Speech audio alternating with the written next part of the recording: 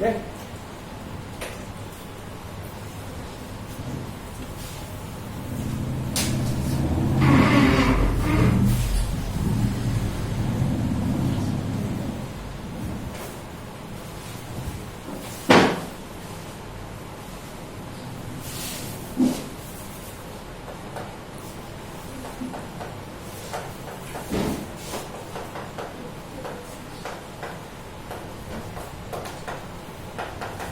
PCM के येणार आहे सारे किती 28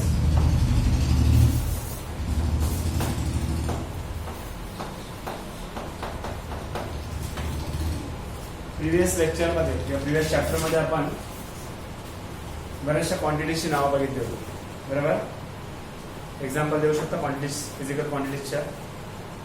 फंडामेंटल क्वांटिटीज होतं, डिराइव्ह क्वांटिटीज होतं। कोणते क्वांटिटीजचं मला नाव सांगा। ओके, लेंथ है, लेंथ बताया, मास बताया, ठीक है, टाइम बताया। खाली फंडामेंटल मत बताओ, बाकी नहीं चलेगा। वर्क है, काय बोलतो, वेलोसिटी आहे, वॉल्यूम आहे, अजून डिस्प्लेसमेंट है। Very good. तो ये सब क्या है, एग्जाम्पल किसके है, फिजिकल क्वांटिटीज के एग्जाम्पल। ये सब क्या है, फिजिकल क्वांटिटीज के एग्जाम्पल, बराबर है। इसको हम लोग ने दो पार्ट में डिवाइड किया था प्रीवियस चैप्टर में। एक था फंडामेंटल क्वांटिटीज, दूसरा था डिराइव्ड क्वांटिटीज, बराबर है। जो क्वांटिटीज किसी और क्वांटिटी के ऊपर डिपेंड नहीं है मेजरमेंट के लिए, उसको क्या बोलते हैं, फंडामेंटल क्वांटिटी। और जो क्वांटिटी अपने मेजरमेंट के लिए किसी एक और एक से ज्यादा फंडामेंटल क्वांटिटी के ऊपर डिपेंड है, उसको हम लोग क्या बोलते हैं, डिराइव्ड क्वांटिटी बोलते हैं, बराबर है। अभी इस चैप्टर में हम लोग फिजिकल क्वांटिटीज के ऐसे दो पार्ट करेंगे जिसमें डायरेक्शन एंड विदाउट डायरेक्शन, ऐसे दो पार्ट हैं। मतलब कुछ क्वांटिटी को डिस्क्राइब करने के लिए मुझे खाली उसका वैल्यू पता होना जरूरी है, उसको हम लोग क्या बोलते हैं, मैग्नीट्यूड, बोलते हैं उसको मैग्नीट्यूड। और कुछ क्वांटिटी को डिस्क्राइब करने के लिए मैग्नीट्यूड एंड डायरेक्शन दोनों की जरूरत होती है। जैसे कि मैंने बोला कि टाइम मुझे मेजर करना है, तो टाइम इस डायरेक्शन में देखो, उस डायरेक्शन में देखो, ऊपर देखो, सभी जगह टाइम क्या रहेगा, सेम। टाइम का वैल्यू पता चला तो टाइम के बारे में पूरा आइडिया आ जाता है, बराबर है। तो टाइम को डिफाइन करने के लिए मुझे खाली किसकी जरूरत है, मैग्नीट्यूड की जरूरत है। तो लिखता हूं मैं टाइम, ओके। डिस्टेंस, अगर मुझे डिस्टेंस मेजर करने को बोला है, इधर से समझो मैं बाहर गया, इतना डिस्टेंस कितना कवर हुआ, वो अगर मुझे मेजर करना है तो मुझे डायरेक्शन की जरूरत नहीं है, ओके। तो वो भी क्या है, मैग्नीट्यूड से पूरा पता चलेगा, तो वो भी इधर आ गया, इसको हम लोग खाली मैग्नीट्यूड से जान सकते हैं। लेकिन मैं डिस्प्लेसमेंट की जब बात करता हूँ, डिस्प्लेसमेंट, तो वो डिस्प्लेसमेंट किसी पर्टिकुलर डायरेक्शन में है क्या नहीं है, वो इम्पोर्टेंट है। मतलब डिस्प्लेसमेंट जब बोलता हूँ तो वो डिस्टेंस ही आता है, लेकिन उसके साथ डायरेक्शन का भी इंक्लूड होना जरूरी है। म्हणजे समजा मी आता इथून सरळ गेलो समजा 4 मीटर, तर 4 मीटर हे माझं झालं डिस्टन्स, पण 4 मीटर नंतर माझं एक्झॅक्टली लोकेशन कुठे आहे हे सांगू शकत नाही ना आपण। इथे 4 मीटर आहे, इथे 4 मीटर आहे, इथे 4 मीटर आहे, इथे 4 मीटर आहे, मागे 4 मीटर आहे, सांगू शकतो का फक्त 4 मीटर वरून। पण मी समजा सांगितलं की 4 मीटर टुवर्ड्स साऊथ, मग मला कळेल की बाबा साऊथच्या डायरेक्शनला 4 मीटर, मग माझं एक्झॅक्टली लोकेशन कळेल ना।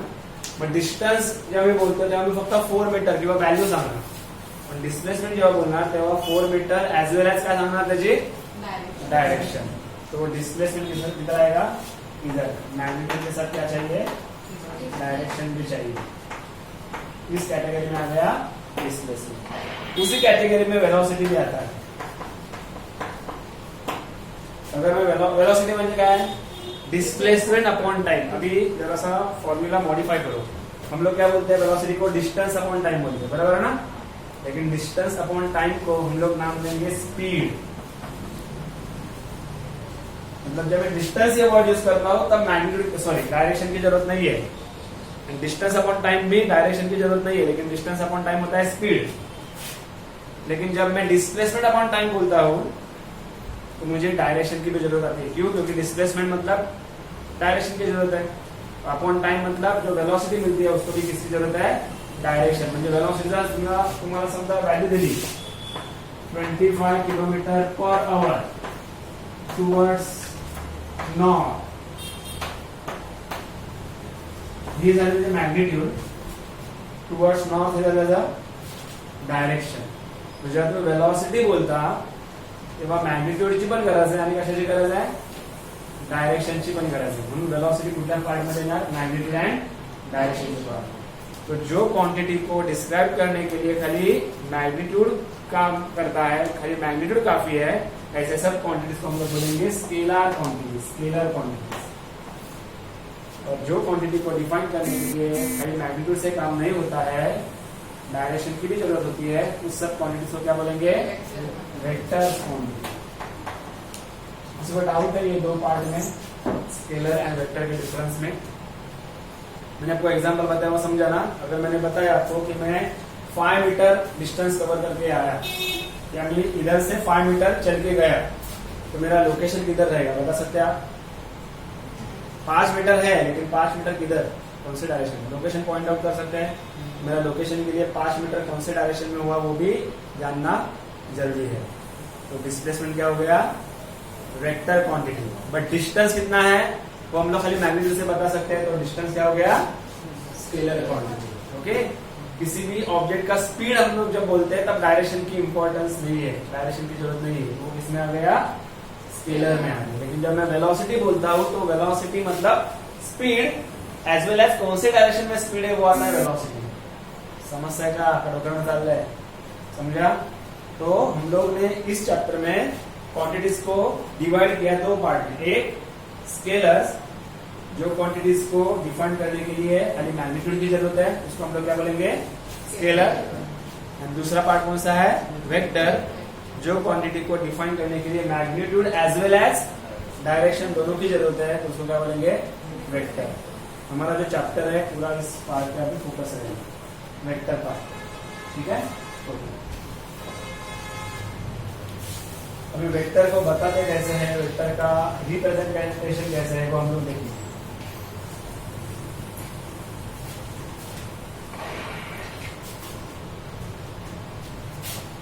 वेक्टर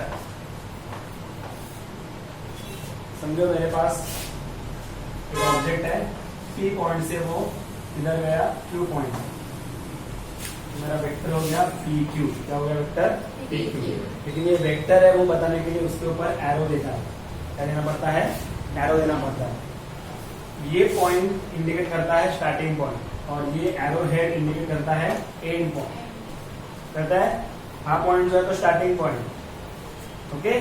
इसको हेड बोलते हैं, इसको टेल बोलते हैं. हेड आणि टेल टेल म्हणजे शेपटी, शेवटचा पार्ट. सो ये है head, last point tail, starting point. Okay. लेकिन इसमें आप बोलोगे सर अगर आप ऐसे ड्रॉ करोगे तो मुझे PQ ऐसे बताना पड़ेगा क्या, नहीं, ये एरो खाली एक रिप्रेजेंटेशन है. एरो एक्चुअली ये डायरेक्शन बता रहा है, ये डायरेक्शन बता रहा है, लेकिन उसके ऊपर जो मैं लिखता हूँ AB बार, तो ये बार मतलब खाली राइट हैंड साइड ऐसे डायरेक्शन नहीं है. AB बार का मतलब हो गया कि वो वेक्टर है, डायरेक्शन, इससे डायरेक्शन एग्जैक्टली पता नहीं चलता है, लेकिन मुझे पता चलता है कि मैं किसके बारे में बात कर रहा हूँ, वेक्टर के बारे में बात कर रहा हूँ. तो AB ये हो गया वेक्टर का रिप्रेजेंटेशन, AB बार. आप AB एरो भी लिख सकते हो या फिर ऐसे भी लिख सकते हो. ओके. अगर मैं इस P टू Q को अगर मैं A नाम देता हूँ तो हम लोग इसको ऐसे भी लिख सकते हैं, PQ bar is also equal to A bar. P starting point, Q ending point, उसको एक कॉमन नाम दे सकते हैं हम लोग A बार. तो कोई भी एक अल्फाबेट, इंग्लिश का कोई भी अल्फाबेट, चाहे वो कैपिटल हो या स्मॉल हो, और उसके ऊपर क्या चाहिए, एरो या फिर एक लाइन, ऐसे भी लिख सकते हैं हम लोग. ये किसका रिप्रेजेंटेशन हो गया, किसी वेक्टर चीज का रिप्रेजेंटेशन हो गया. अगर मैं फोर्स बोलता हूँ F, फोर्स तो वेक्टर क्वांटिटी है, क्योंकि कौन से डायरेक्शन में फोर्स लगा वो इंपॉर्टेंट है. तो फोर्स अगर मैं बोलता हूँ और उसको डायरेक्शन की बात कर रहा हूँ तो मुझे ऐसे लिखना पड़ेगा, F बार. F बार काय झाला, वेक्टर की स्केलर, वेक्टर क्वांटिटी. वेक्टर लक्षात, त्या क्वांटिटीचं नाव काय ते, फोर्स नाव आहे. तर मी वेलॉसिटी बोलणार तेव्हा असेल V बार, वेलॉसिटी, म्हणजे मी वेक्टर बद्दल बोलतो. कळतंय का नक्की? ओके. अभी हम लोग सीखेंगे टाइप्स ऑफ वेक्टर. क्या सीखेंगे, types of vector.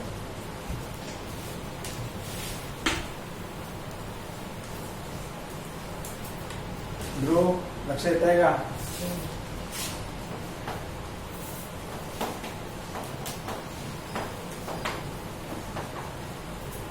Types of vector, सबसे पहले है जीरो वेक्टर। पहला पार्ट कौन सा है? Zero vector. अभी वेक्टर में हम लोग दोनों चीज देखते हैं। क्या क्या दोनों चीज देखते हैं? Magnitude as well as direction. कौन सी दोनों चीज? मैग्नीट्यूड आणि डायरेक्शन, बराबर है।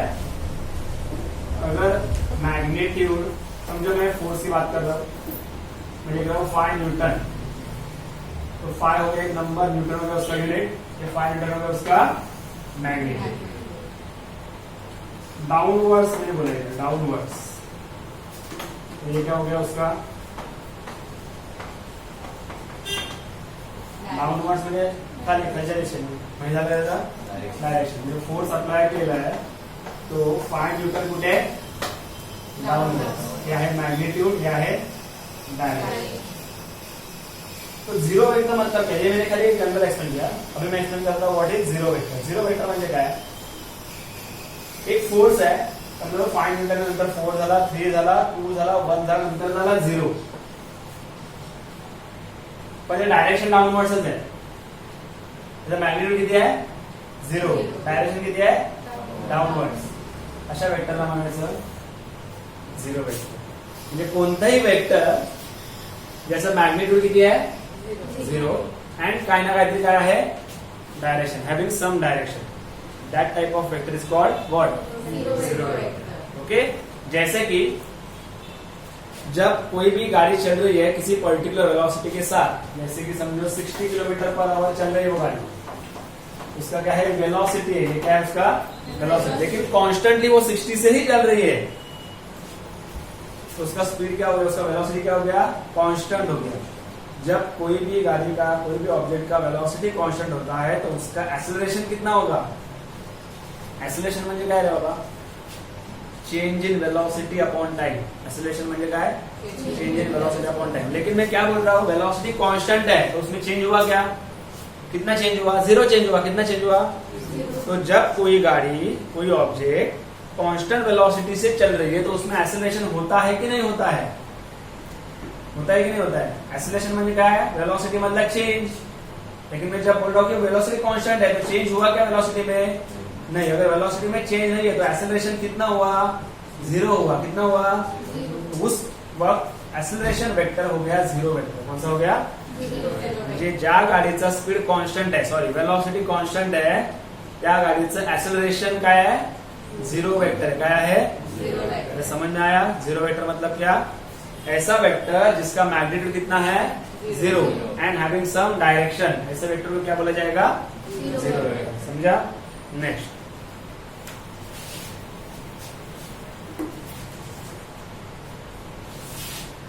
Negative vector.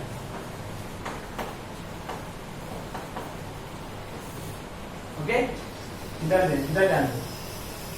ए बी बार में ड्रॉ कर रहा हूं, ए से लेके बी तक, इसको मैं नाम दे रहा हूं ए बार। ओके, और दूसरा एक मेरे पास वेक्टर है, उतने ही लेंथ का है, ये समझो 7 मीटर है तो ये भी 7 मीटर है, लेकिन इसका डायरेक्शन ये डायरेक्शन है, ये आपका पी क्यू बार, ये बी बार।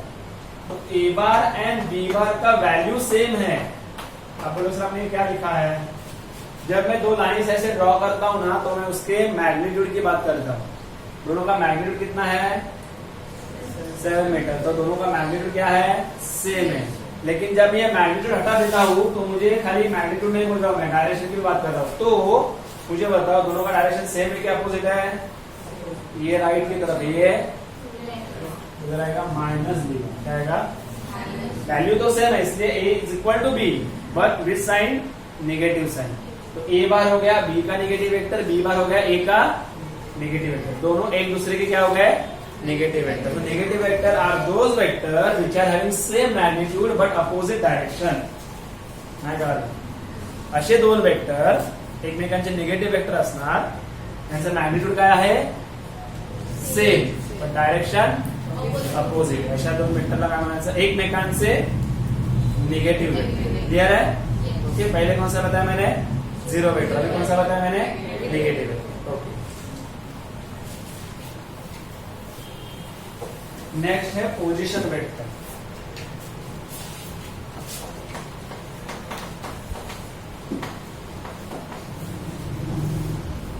आपको एक्स वाई एक्सिस के बारे में कुछ पता है क्या? जनरली हम लोग इसको एक्स एक्सिस बोलते हैं, इसको वाई एक्सिस बोलते हैं, बराबर है।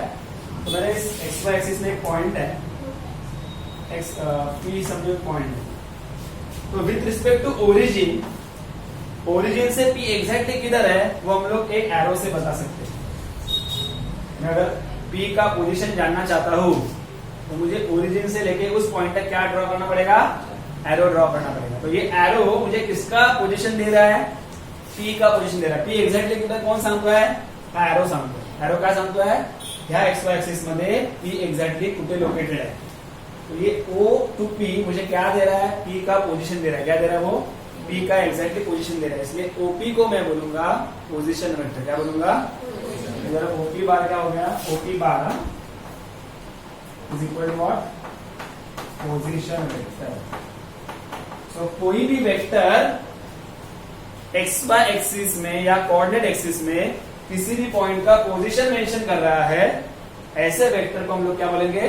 Position vector. और वो vector with respect to origin, origin के रिस्पेक्ट टू कोई पॉइंट का लोकेशन किधर है वो इस वेक्टर से बताया जाता है। So any vector which gives the position of any point with respect to origin of the coordinate axis, that एक vector is known as what?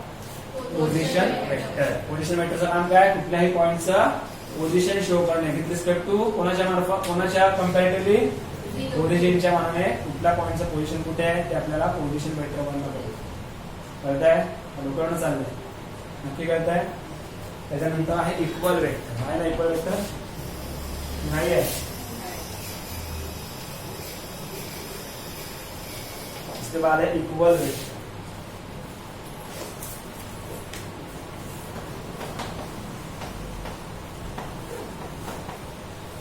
Equal vector मतलब ऐसे वेक्टर जिनका मैग्नीट्यूड भी सेम है एंड डायरेक्शन भी same है। जैसे कि मैं बोल रहा हूँ ए बी बार, इसका मैग्नीट्यूड है समझो 10 मीटर एंड डायरेक्शन है पर्टिकुलर। मैंने समझो बोला दूसरा पी क्यू बार, उसका मैग्नीट्यूड कितना है? 10 मीटर और कुछ ना कुछ डायरेक्शन है। तो A B bar is equal to क्या हो गए? P Q bar. दोनों वेक्टर क्या है? डायरेक्शन भी सेम है एंड मैग्नीट्यूड भी सेम है, इसलिए दोनों वेक्टर एक दूसरे के क्या बन गए? Equal vector. So equal vectors are those vector which are having same magnitude and direction. दोघांचे डायरेक्शन आणि मॅग्नीट्यूड सेम असेल तर ते दोन वेक्टर एकमेकांचे काय होतात? Equal vector. क्लियर है? क्या डाउट है? पक्का? ओके। उसके बाद है यूनिट वेक्टर। ये सब टाइप्स ऑफ वेक्टर सीख रहे हैं हम लोग। ओके, यूनिट वेक्टर ये थोड़ा इंपॉर्टेंट है, इस पर थोड़ा हम लोग फोकस करेंगे।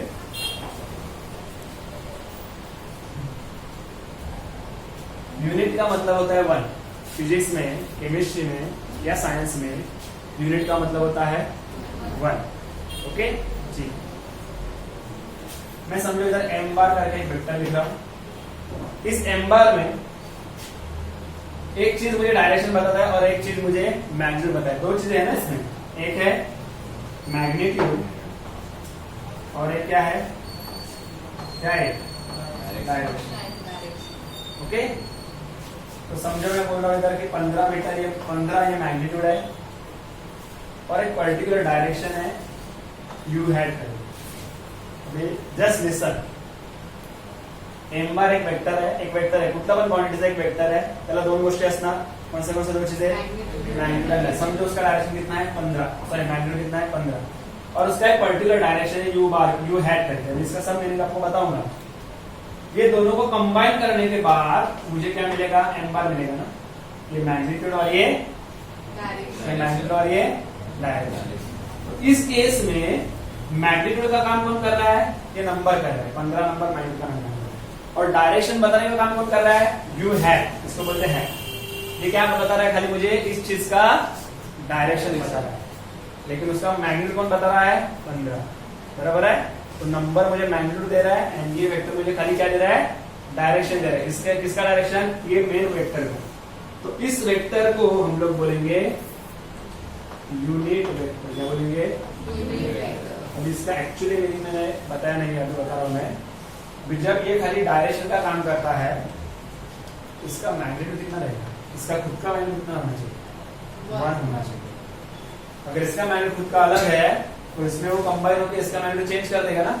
हम लोग को इसका मैग्नीट्यूड चेंज करना है क्या? नहीं, इसका मैग्नीट्यूड इतना ही रखना है, लेकिन इसका डायरेक्शन का जिम्मेदारी किसको दिया गया है? सेपरेटली यू हैट को दिया गया। तो यू हैट को खुद का मैग्नीट्यूड रख के चलेगा क्या? उसका मैग्नीट्यूड कितना होना चाहिए? 1 होना चाहिए। वो मैग्नीट्यूड में इंटरफेयर नहीं करना चाहिए, इसलिए इसका मैग्नीट्यूड कितना होना चाहिए? 1। तो ये वेक्टर किसके लिए है? खाली इसके डायरेक्शन के लिए, लेकिन इसका खुद का मैग्नीट्यूड कितना है? 1। ऐसे वेक्टर को बोलेंगे m बार का यूनिट वेक्टर। तो किसी भी वेक्टर का एक यूनिट वेक्टर होता है। कोणत्याही वेक्टर सोबत एक काय असतो? युनिट वेक्टर असतो। तो कशाचं काम करतो? फक्त मेन वेक्टरच्या डायरेक्शनचं काम करतो। अभी इसमें मेन वेक्टर कौन है? m बार, लेकिन इसके डायरेक्शन की जिम्मेदारी किसके ऊपर दी गई है? You hat. यू हैट का खुद का मैग्नीट्यूड कितना है? 1। इसलिए यू हैट हो गया इसका यूनिट वेक्टर। यू हैट हो गया उसका यूनिट वेक्टर, क्योंकि उसका मैग्नीट्यूड 1 है और ये उसके डायरेक्शन का काम कर रहा है। समझलं का? यूनिट वेक्टर म्हणजे काय? Unit vector of any vector having the magnitude unity म्हणजे 1 and direction is same as that of this. याचं जे डायरेक्शन आहे तेच याचं असतं। काय कळलं की नाही कळलं? कोण सांगेल मला युनिट वेक्टर म्हणजे काय? Anybody? What is unit vector? Unit vector का मैग्नीट्यूड कितना होता है? 1। यूनिट वेक्टर किसके लिए यूज होता है? सिर्फ किसी मेन वेक्टर के डायरेक्शन को बताने के लिए। उस यूनिट वेक्टर का खुद का कुछ वैल्यू नहीं रहता, उसका वैल्यू 1 रहता है। वो खाली दूसरे का क्या बताता है? डायरेक्शन बताता है। समझा क्या? नहीं समझा? समझलंय नक्की? ध्रुव लक्षात येतं तुला काय बोलतोय मी ते? ओके। तो अगर मैं लिखता हूं, समझो ए बार लिखा है। ए बार में ए ये पार्ट मैग्नीट्यूड दे रहा है एंड ए हैट ये पार्ट क्या दे रहा है? डायरेक्शन दे रहा है। तो ए हैट क्या हो गया? ए हैट को क्या बोलेंगे? और यूनिट वेक्टर किसका यूनिट वेक्टर? ए बार का यूनिट वेक्टर। समजा असं बोलायचं असतं, unit vector sorry A hat is a unit vector of A bar. म्हणजे कोणाचा तरी तो युनिट वेक्टर असतो, कळलं? तो उसका फॉर्मूला काय होगा? ए हैट क्या? Direction of A bar divide by its magnitude. A bar आणि त्यात divide by the magnitude. Magnitude तुम्ही असं पण लिहू शकता किंवा मॅग्नीट्यूड तुम्ही असंही लिहू शकता। म्हणजे ए बारला जर मी 2 लाइन मध्ये लिहिलं तर ही व्हॅल्यू आता काय आहे? ए बार ची मैग्नीट्यूड है। किसी भी वेक्टर का मैग्नीट्यूड लिखने का तरीका ये है। समझो मैंने लिखा पी बार,